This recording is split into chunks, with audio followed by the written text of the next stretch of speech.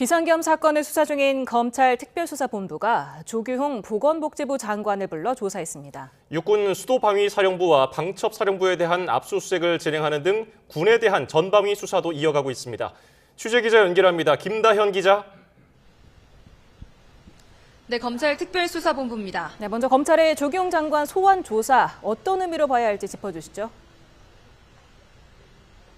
네, 조규홍 보건복지부 장관은 지난 3일 윤석열 대통령이 비상계엄을 선포하기 직전 개최된 국무회의에 참석했던 인물입니다. 오늘 검찰은 조 장관을 상대로 당시 국무회의에서 어떤 얘기가 오갔는지 등을 확인한 것으로 전해지고 있습니다.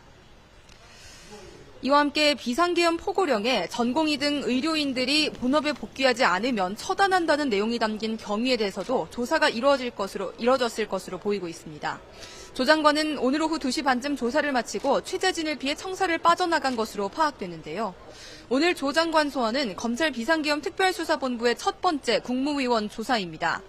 검찰은 조 장관을 시작으로 다른 전현직 장관 그리고 한덕수 국무총리 등 국무회의 참석자들에 대한 조사도 이어갈 방침입니다.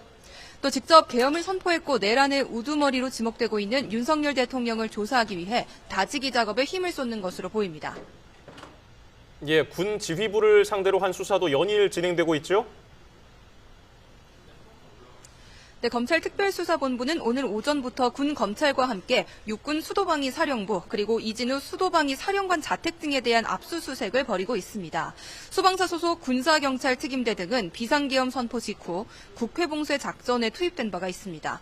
또 비상계엄 당시 수방사가 관리하는 비원 벙커가 국회의원 등 주요 인사들의 구금시설로 검토되기도 했습니다. 이와 함께 검찰은 계엄령 선포에 주도적인 역할을 했다는 의혹을 받고 있는 여인형 전 방첩사령관에 대한 2차 소환 조사도 진행하고 있는데요. 계엄군의 동원 경위 또 사전 모의 여부 등을 추가 확인할 방침입니다. 또 검찰은 지난 9일부터 나흘째 국군 방첩사령부에 대한 압수수색도 진행 중입니다. 어제 출범을 알린 공조수사본부도 본격 준비 작업에 나섰죠. 네, 그렇습니다. 공수처와 경찰 그리고 국방부 조사본부는 오늘 오후 3시부터 본격적인 실무 협의를 진행했습니다. 구체적인 업무 분장과 앞으로 어떻게 정보를 교류할지 등의 공조 방안이 논의된 걸로 알려졌습니다.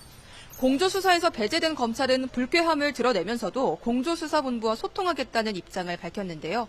그러나 이른 시일안에 협의가 진행되기는 어려울 전망입니다. 특히 공조수사본부 출범으로 경찰은 공수처를 통해서 압수수색과 통신영장을 신청할 수가 있게 됐는데요. 강제수사를 두고 검찰과 공조수사본부의 경쟁 양상이 더욱 두드러질 가능성도 제기됩니다. 지금까지 검찰특별수사본부에서 YTN 김다현입니다.